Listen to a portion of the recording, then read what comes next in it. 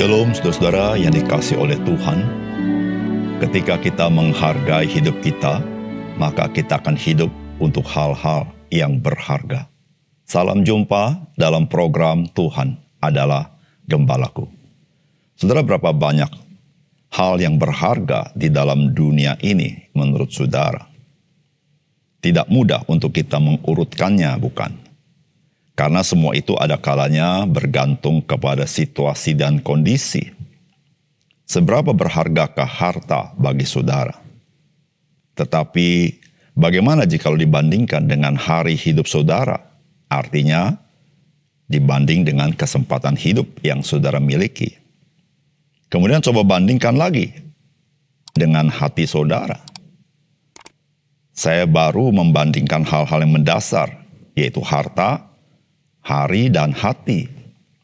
Kita dapat katakan harta itu berharga. Namun harta tidak pernah dapat membeli hari, bukan? Hari itu berharga. Tetapi hari itu akan gelap ketika hati kita gelap, bukan? Pada dasarnya bukankah semua itu sangat bergantung kepada Tuhan yang menyediakan apa yang kita butuhkan? Tidak heran ketika Raja Salomo menyimpulkan tidak ada yang lebih berharga daripada hidup takut akan Tuhan. Mari kita membaca 2 Tawarikh pasal yang ke-9.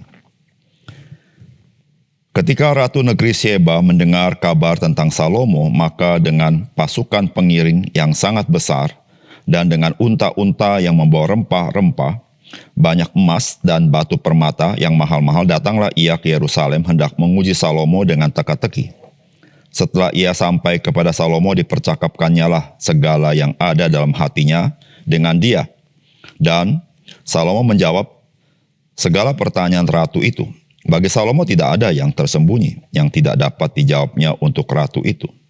Ketika Ratu Negeri Syeba melihat hikmat Salomo dan rumah yang telah didirikannya, makanan di mejanya, cara duduk pegawai-pegawainya, cara pelayan-pelayannya melayani dan berpakaian, juru-juru minumannya dan pakaian mereka, dan korban bakaran yang biasa dipersembahkannya di rumah Tuhan, maka tercenganglah ratu itu, dan ia berkata kepada raja, benar juga kabar yang kudengar di negeriku tentang engkau dan tentang hikmatmu, tetapi aku tidak percaya perkataan-perkataan mereka sampai aku datang dan melihatnya dengan mataku sendiri.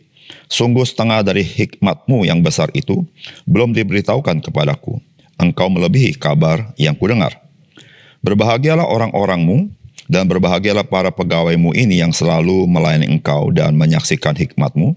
Terpujilah Tuhan Allahmu yang telah berkenan kepadamu sedemikian hingga ia mendudukkan engkau di atas tahtanya sebagai raja untuk Tuhan Allahmu. Karena Allahmu mengasihi orang Israel, maka ia menetapkan mereka untuk selama-lamanya dan menjadikan engkau raja atas mereka untuk melakukan keadilan dan kebenaran. Lalu diberikan kepada raja 120 talenta emas dan sangat banyak rempah-rempah dan batu permata yang mahal-mahal.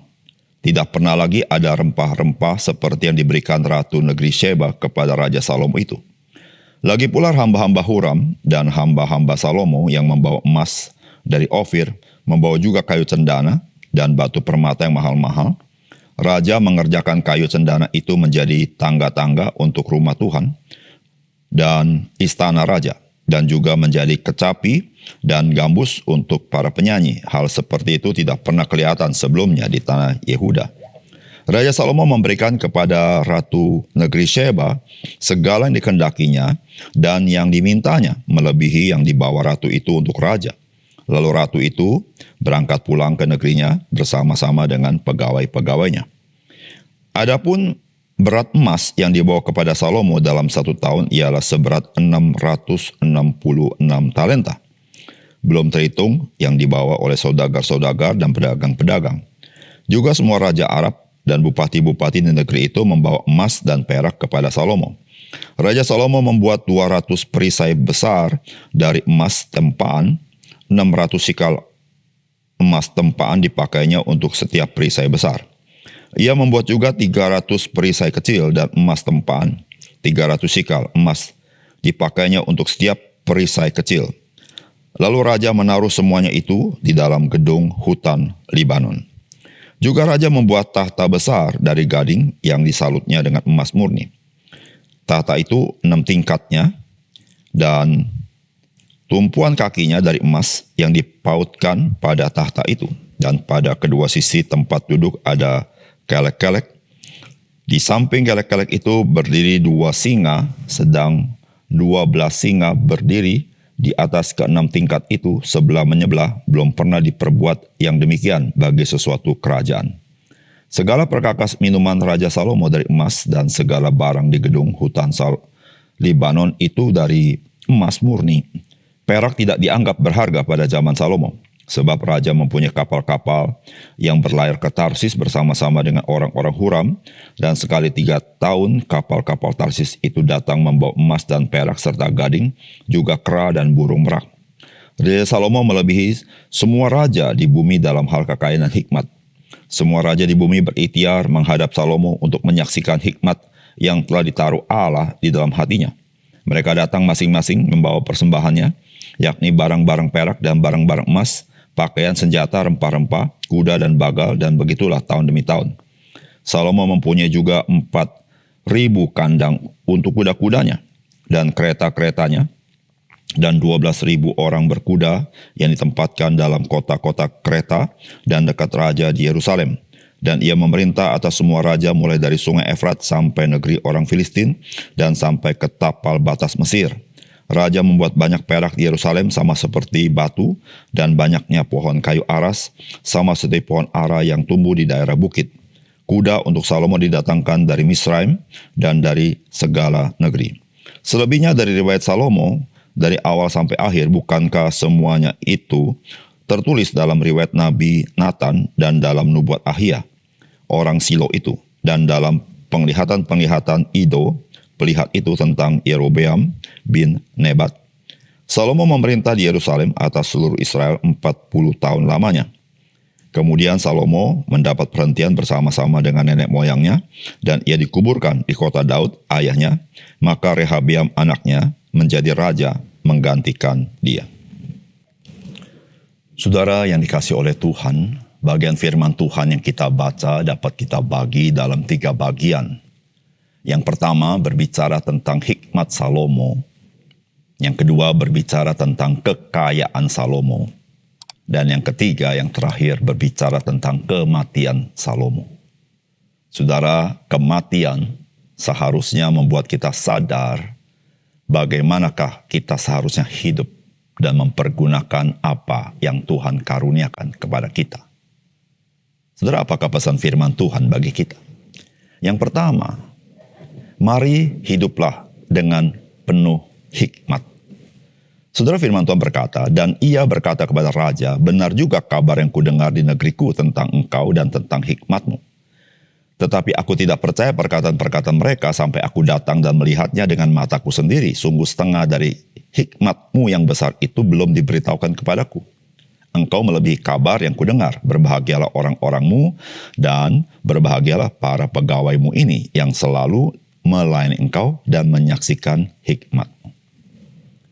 Saudara yang dikasihi oleh Tuhan, Raja Salomo adalah raja setelah Raja Daud mangkat.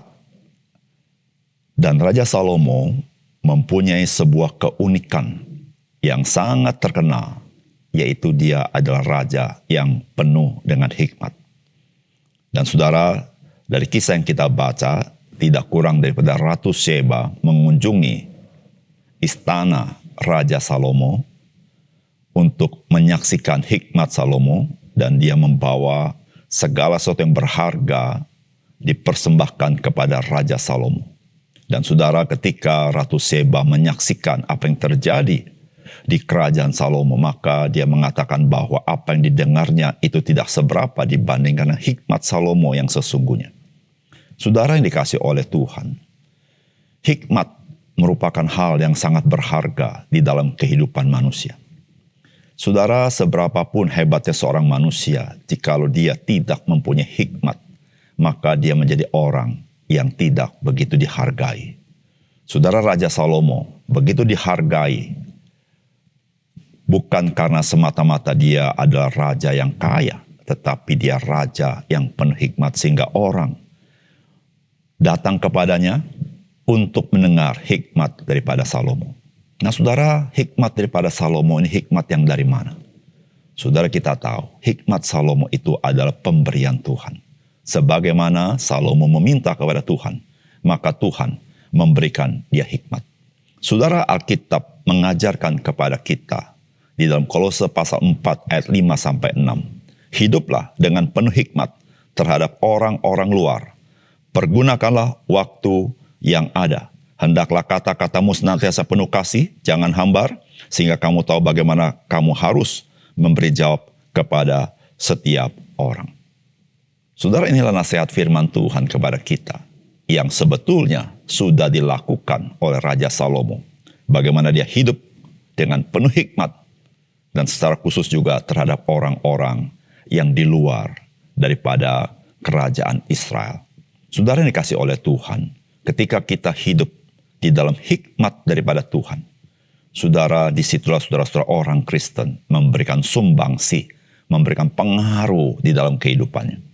Saudara, jikalau engkau dan saya kekurangan hikmat, Alkitab berkata, mintalah kepada Tuhan yang memberikan hikmat itu dengan generous, dengan kemurahannya, sehingga kita menjadi orang yang boleh melakukan segala sesuatu dalam hikmat Tuhan dan boleh menjadi kesaksian di tengah dunia ini.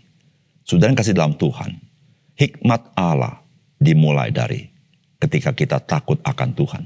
Dan takut akan Tuhan itu nyata ketika kita adalah orang-orang yang rajin dan tekun di dalam merenungkan firman Tuhan.